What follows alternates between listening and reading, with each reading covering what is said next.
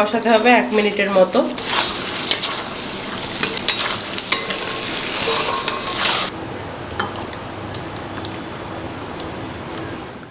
আজকে মা রান্না করবে চিকেন কোফতা, যার জন্য অলরেডি মা এখানে সমস্ত কিছু গুছিয়ে নিয়েছে। তো মা এখানে চিকেন কোফতার জন্য কি কি লাগছে একটু বলে দাও। এখানে মাংস, হাড় ছাড়া মাংস লাগছে 500 গ্রাম। এখানে পেঁয়াজ কুচি বেরেস্তার জন্যে, এখানে আদা বাটা, এখানে রসুন বাটা, এখানে আদা কুচানো, এখানে রসুন কোয়া, আর ফোড়নের জন্য এখানে এলাচ, এখানে দালচিনি, এখানে লবঙ্গ, এখানে তেজপাতা, এখানে মশলার জন্য পেঁয়াজ কুচি, এটা কিশমিশ, এটা কাজু, এখানে কাশ্মীরি লঙ্কার গুঁড়ো, এখানে মরিচের গুঁড়ো, এখানে চিনি, লঙ্কার গুঁড়ো, এখানে গরম মশলার গুঁড়ো, এখানে ঘি, এখানে সাদা তেল, এখানে হলুদ, এখানে লবণ, আর এখানে জল।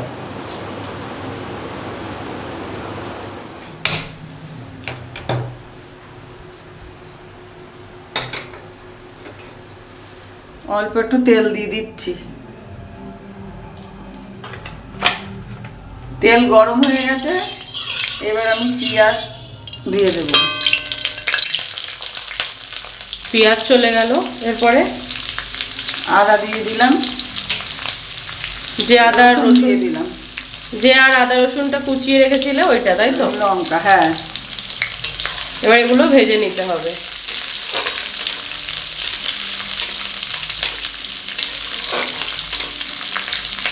ভাজা হয়ে গেছে, এবার তুলে নিচ্ছি।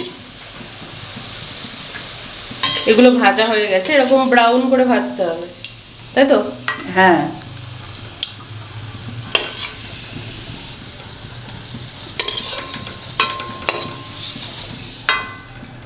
পেঁয়াজ, রসুন, আদা, লঙ্কা ভাজা হয়ে গেছে, এবার আমি মিক্সিতে বেটে নেব।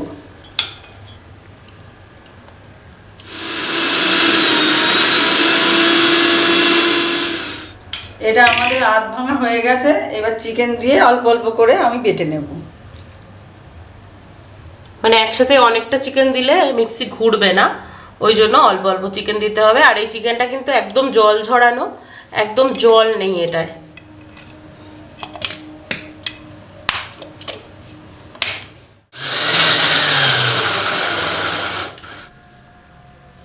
মাংসটা বাটা হয়ে গেছে, এবার আমি ঢেলে নেব।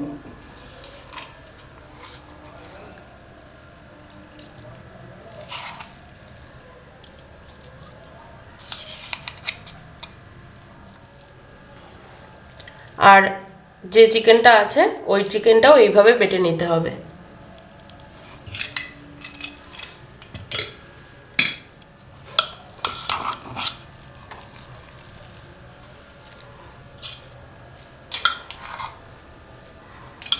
মাংসটা বাটা হয়ে গেছে, এবার আমি কাজু, কিশমিশ, লঙ্কা আর টক দইটা আমি বেটে নেব।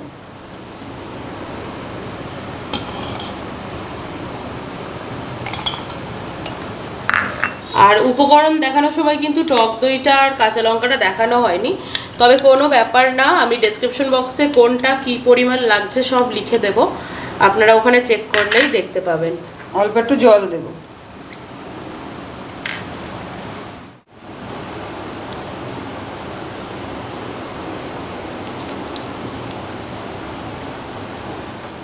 এবার মাংসের মধ্যে কি কি যাবে? লবণ, গরম মশলা, গোলমরিচ আর সাদা তেল। এই গরম মশলাটা কিন্তু আমাদের বাড়িতেই বানানো, আপনারা যে শাহি গরম মশলা পাওয়া যায় সেটা দিতে পারেন। এখানে 2 টেবিল চামচের মতো সাদা তেলও গেল। এবার এটাকে মাখতে হবে। এবার তো মাখতে হবে। এবার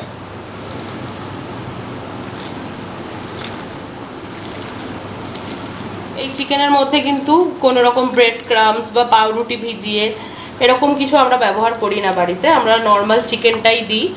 আর ভেঙে যাওয়ারও কোনো সম্ভাবনা নেই, আপনারা দেখতেই পারবেন রেসিপিতে। তো এখানে এক্সট্রা কিছু দেওয়ার কোনো দরকার নেই।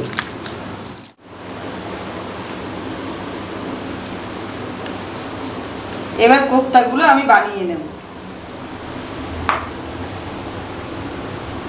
কোফতার সাইজ নিজেদের মতো বানালেই হবে, খুব বড় বা খুব ছোট এরকম কোনো রিকোয়ারমেন্ট নেই, যেরকম সাইজ আপনারা পছন্দ করবেন সেরকম বানালেই হবে।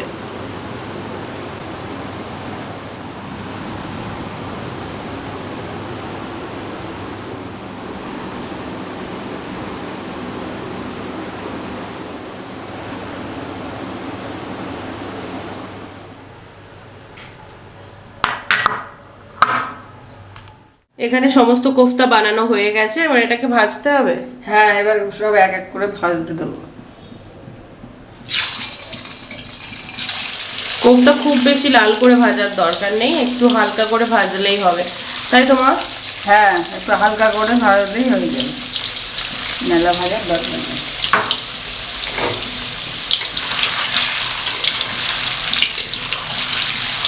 কোফতাগুলো এখানে ভাজা হয়ে গেছে হালকা করে, এবার এগুলোকে তুলে দিতে হবে।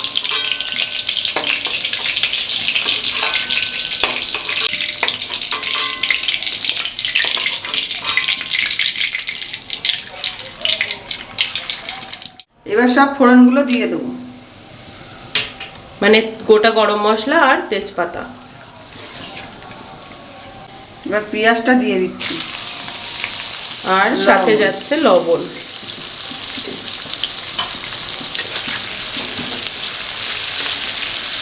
এবার রসুন বাটাটা দিয়ে দিচ্ছি। এবার চলে গেল রসুন বাটা, আর সাথে যাবে আদা বাটা। আদা বাটা অলরেডি একটা দারুণ গন্ধ বেরোচ্ছে আদা রসুন কষানোর, আর যেহেতু চিকেন ভাজা হয়েছিল তেলে, তো চিকেনের ফ্লেভার তো আছেই তেলের মধ্যে। হলুদ, এবার চলে গেল হলুদ। হলুদ তো অল্প, তাই তো? হ্যাঁ, চিনি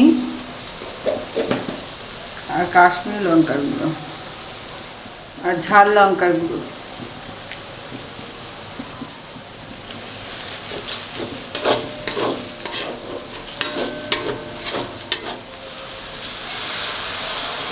চলে গেল মিক্সি ধোয়া জল, অল্প অল্প করে জল দিয়ে এবার কষাতে হবে।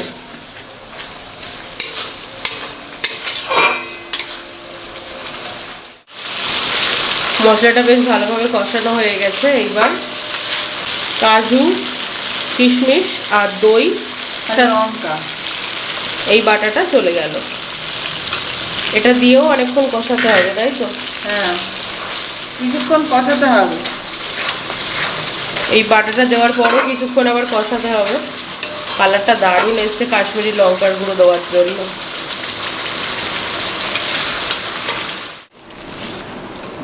মশলাটা কষানো হয়ে গেছে, এরপর কি করব? এবার কোফতাগুলো দিয়ে দেবো।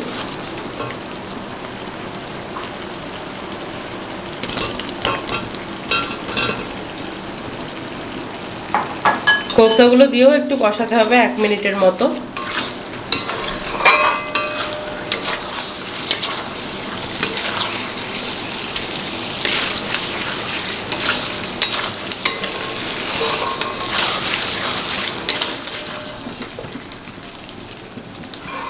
এবার জল দিয়ে দেবো।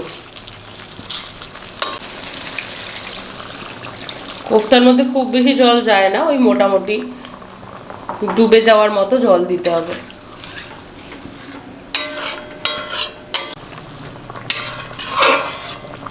ঝোলটা ফুটে গেছে, এবার আমি ঢাকা দিয়ে দেবো।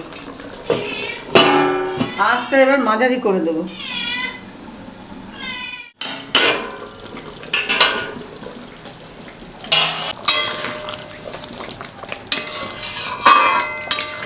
এটা অলমোস্ট হয়েই গেছে। এবার একটু নুন দিতে হবে, একটু নুন চলে গেল। ঘিটা দিয়ে দিচ্ছি,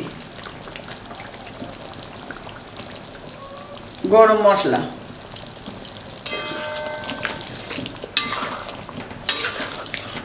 ঘি গরম মশলা দিয়ে একটুখানি ঢাকা থাক, তারপরে আমি ফিরে আসছি।